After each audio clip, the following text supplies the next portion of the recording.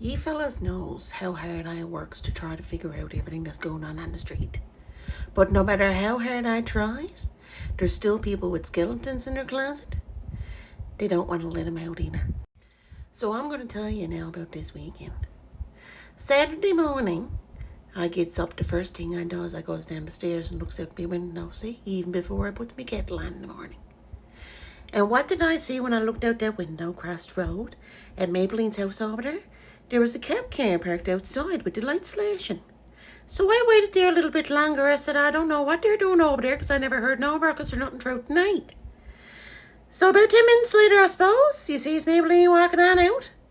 2 cop cars alongside her, puts her in the back seat of the car. They drives off into the sunset.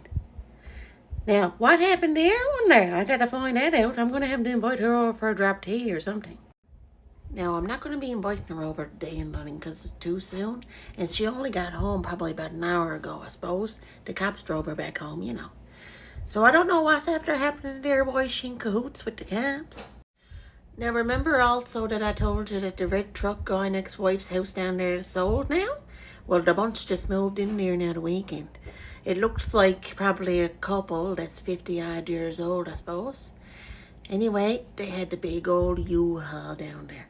They only had it down there for a day. They didn't leave it parked on the street for the rest of the week.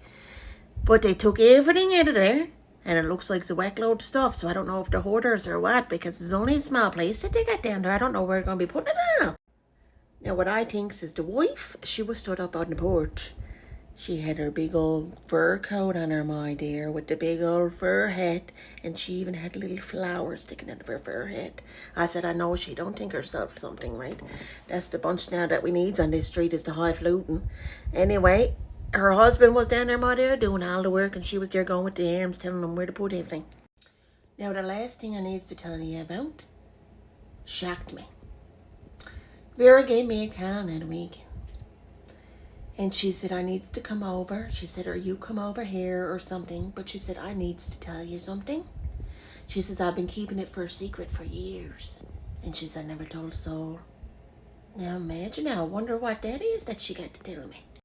She said, there's also things that came to light since years ago. She said that more stuff, she said, that I found out that I needs to talk to somebody about. I said, yes, my dear, my ears are here whenever you want them to be. Just come on over, I'll slap the kettle on and tell me everything.